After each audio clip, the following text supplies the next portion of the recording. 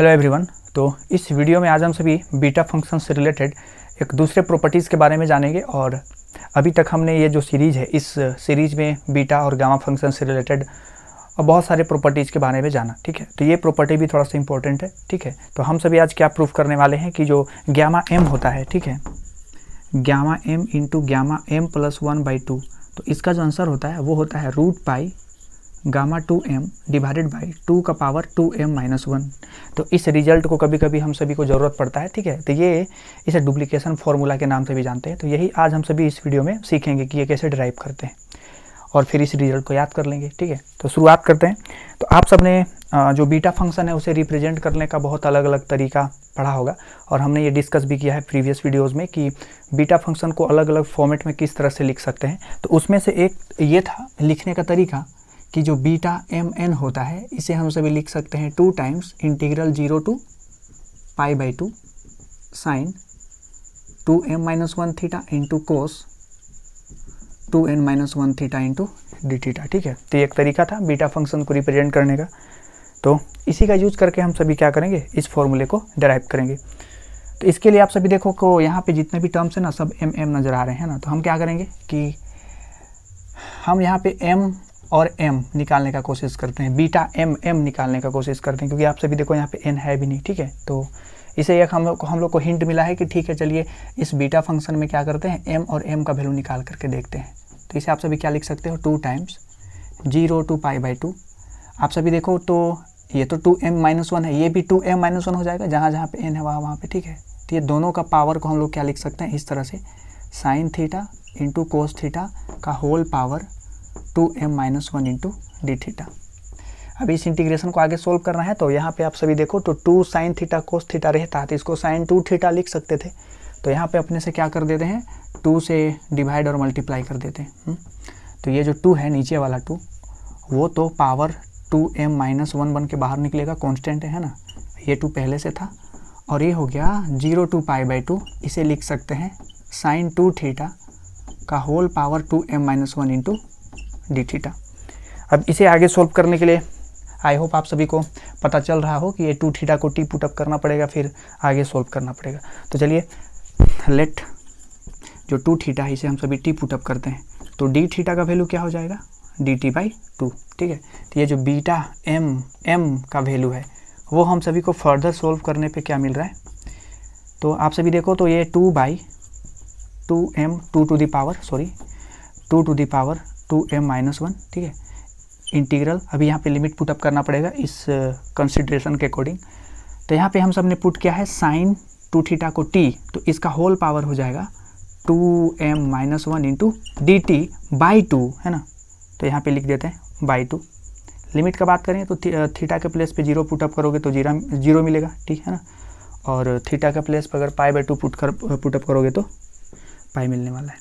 तो यहाँ में से 2 से 2 कैंसिल हो गया। तो इसे आगे हम सभी क्या लिख सकते हैं, 1/2 to the power 2m-1 into integral 0 to π sine t का whole power 2m-1 into dt। अब यहाँ पे एक प्रॉब्लम ये हुआ कि यहाँ पे लिमिट 0 से π आ गया है ना, लेकिन हम सब ने देख रखा है कि जो बीटा mn होता है इसमें लिमिट 0 से π/2 रहता है। बाकी सब तो हम लोग सेटअप कर लेंगे, बस यहाँ पे लिमिट को अरेंज करना पड़ेगा। तो यहाँ पे अगर मैं 0 से π/2 लिखना चाहूँ तो इसके लिए हम लोग ये देखना पड़ेगा कि उसके लिए काबिल है भी कि नहीं, है ना। तो कैसे चेक करते हैं, तो हम सभी को मालूम है कि अगर लिमिट 0 टू a हो, है ना, मतलब कि 2a हो, a भी ले सकते हैं 2a भी ले सकते हैं, और यहाँ पे कोई एक फंक्शन है f(x) इंटू dx।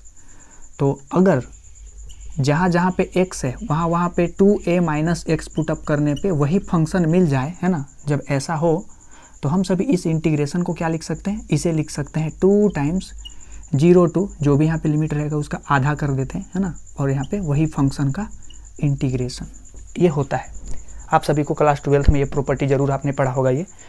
तो यहाँ पे देखें आप सभी तो साइन t है ना, ठीक, और इसमें पाई है, तो आप सभी को पता है sine pi minus theta sine theta ही होता है, चेंज नहीं करता है। तो हम इसको लिख सकते हैं इस तरह से, ये तो 1/2 टू द पावर 2m-1 पहले से था, इसे लिख सकते हैं 2 टाइम 0 टू π/2 और साथ में क्या मिलेगा, साइन का power 2m-1 theta into D theta. आप सब बोल रहे होगे कि टी था तो वहाँ पे थीटा क्यों लिखे, वेरिएबल चेंज करके लिख सकते हैं, ठीक है।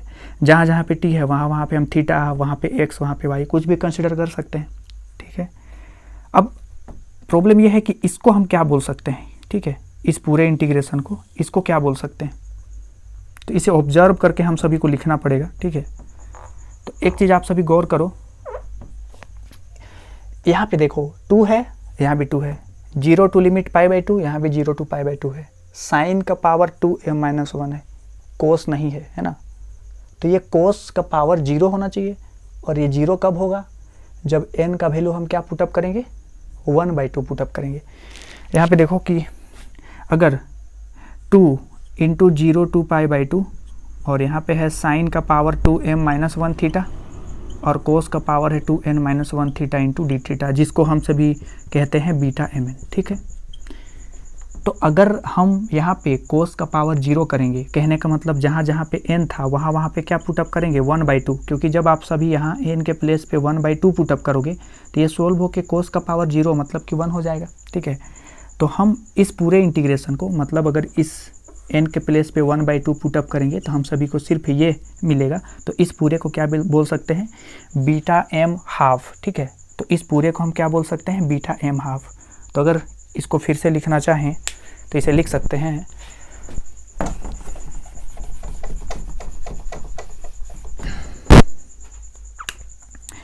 तो हम सभी को क्या मिल रहा, beta m is equal to 1/2 का पावर 2m-1, और ये जो है 2 टाइम्स ऑफ दिस, इसको हम सब ने क्या लिखने का डिसीजन लिया है, इसको हम लिख सकते हैं बीटा m हाफ, ठीक है। तो ये एक हम सभी को रिजल्ट मिल रहा है, कभी कभी यही रिजल्ट प्रूफ करने के लिए मिल जाता है, ठीक है। तो इसको भी आप सभी याद करके रखोगे कि बीटा m को हम सभी इस तरह से रिप्रेजेंट कर सकते हैं।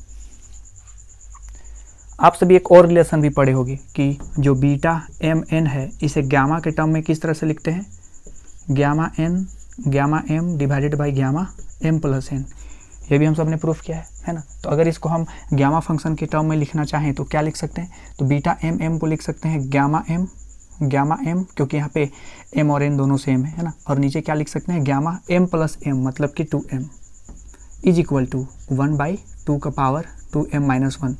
बीटा m हाफ को क्या लिख सकते हैं, तो इसको लिख सकते हैं गामा m, ठीक है। फिर क्या लिखेंगे, gamma half divided by gamma m plus 1/2, ठीक।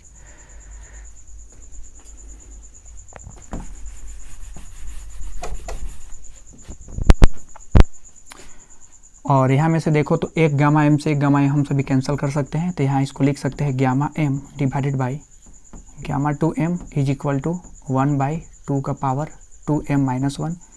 और अभी तक आप सभी अगर बीटा फंक्शन पढ़ रहे होगे तो आई होप आप सभी को ये कंफर्म याद हो गया होगा कि जो गामा 1/2 होता है उसे हम लिख सकते हैं √π, ठीक है। और इसका होल डिवाइडेड बाई कितना है, गामा m प्लस 1/2। तो अगर इसको फिर से रीअरेंज करें तो हम लिख सकते हैं gamma m into gamma m plus 1/2 is equal to √π, और ये गामा 2m डिवाइड मल्टीप्लाई हो जाएगा, और नीचे में क्या है 2 का पावर 2m-1, ठीक है। तो यही हम सभी को प्रूफ करना था, और इसी फॉर्मूला को कहते हैं डुप्लीकेशन फॉर्मूला, ठीक है, जिसका यूज कभी कभी डायरेक्टली हम सभी यूज़ करते हैं जब इससे रिलेटेड क्वेश्चन सॉल्व करना होता है।